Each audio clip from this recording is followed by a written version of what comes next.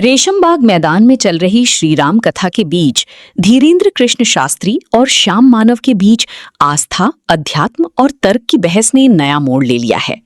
अंधश्रद्धा निर्मूलन समिति ने धीरेन्द्र शास्त्री को 80 लाख रुपए की खुली चुनौती दी है, जिसे उन्होंने मंच से स्वीकार करते हुए कहा, जिसे खुजली हो दरबार आ जाए, हमारे पास जो विद्या और जो शक्ति होगी उसका प्रस्तुतिकरण करेंगे।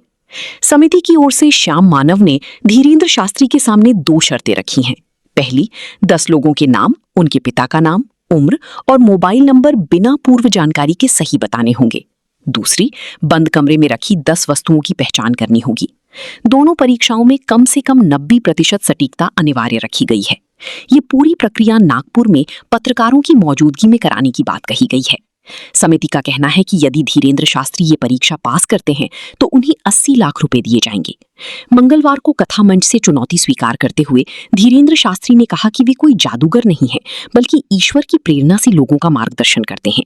उन्होंने ये भी कहा कि 30 अप्रैल तक वे नागपुर में ही रहेंगे और बाद में कोई ये न कहे कि बाबा भाग गए। ये विवाद नया नहीं है।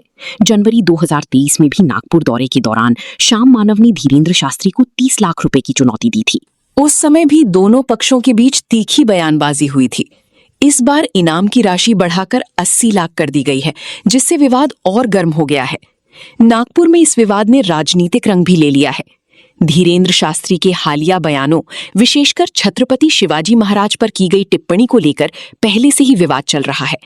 ऐसे में श्याम मानव की चुनौती ने इस बहस को आस्था बनाम विज्ञान के बड़े विमर्श में बदल दिया है।